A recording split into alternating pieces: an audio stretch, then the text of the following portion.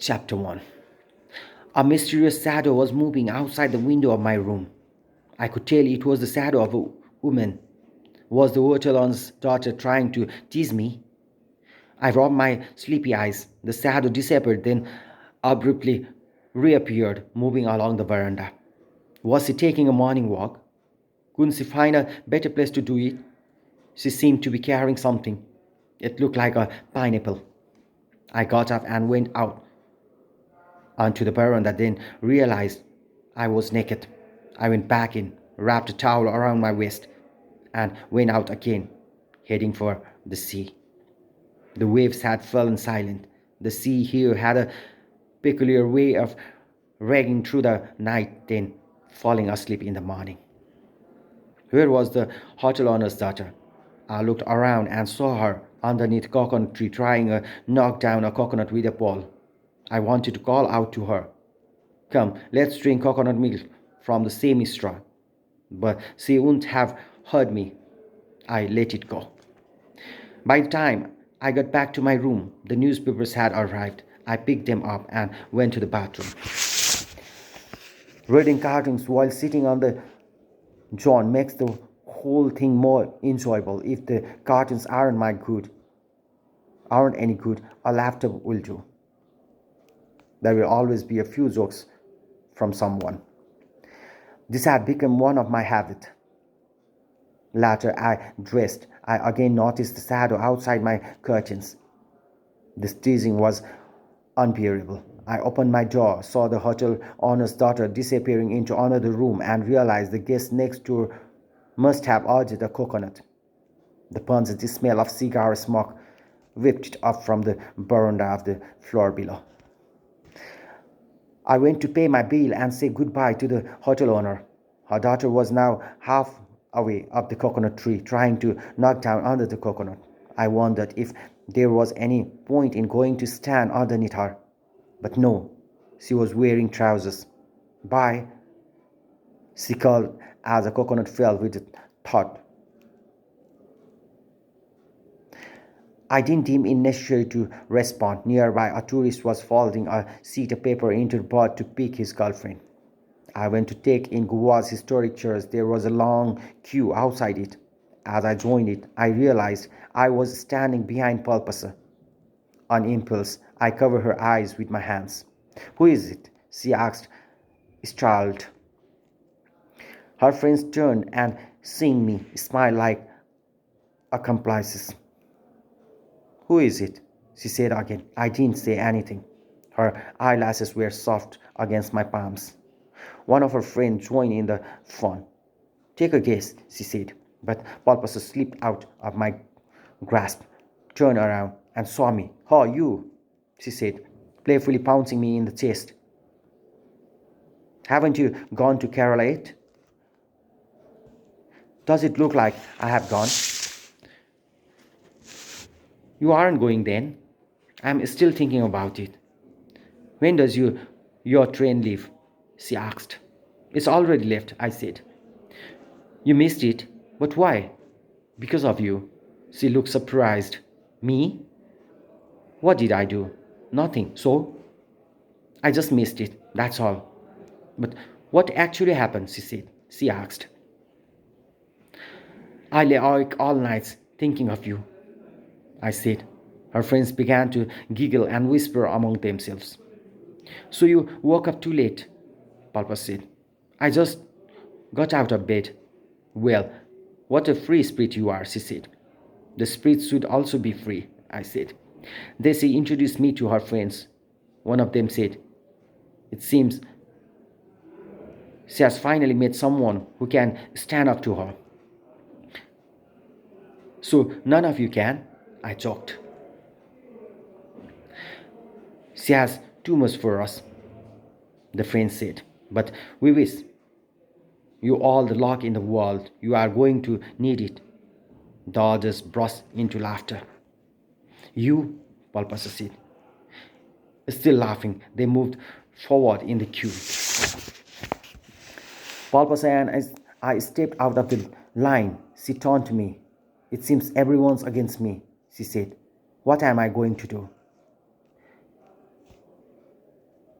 Make a documentary, I said. About you? Why not?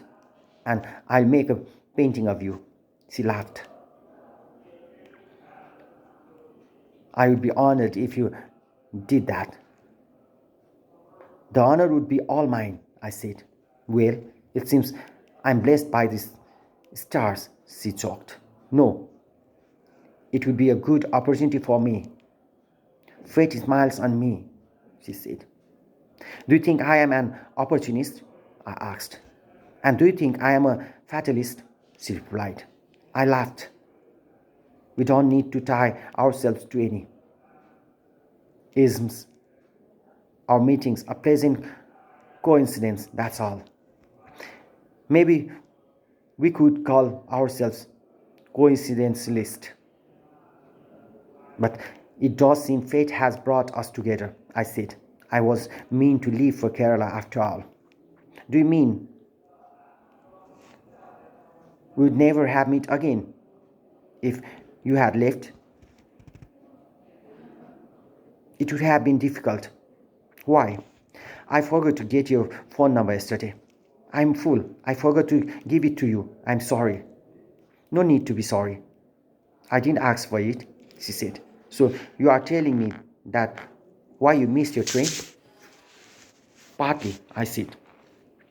What do you mean?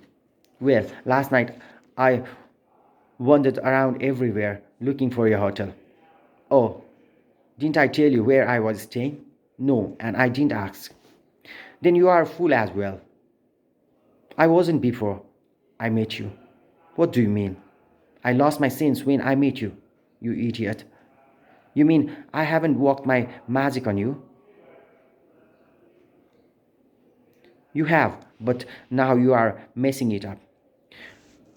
We were standing by a bench in the churchyard. We saw Palpasa's friend coming out of the church, which had stood stable and rock solid for more than 3 centuries. The only unstable thing in the churchyard was me. Let's meet again in Kathmandu, Palpas said as her friends approached. So you want to say goodbye? I asked. Did I say that? One of her friends interpreted us. Excuse me, have you to finish your conversation?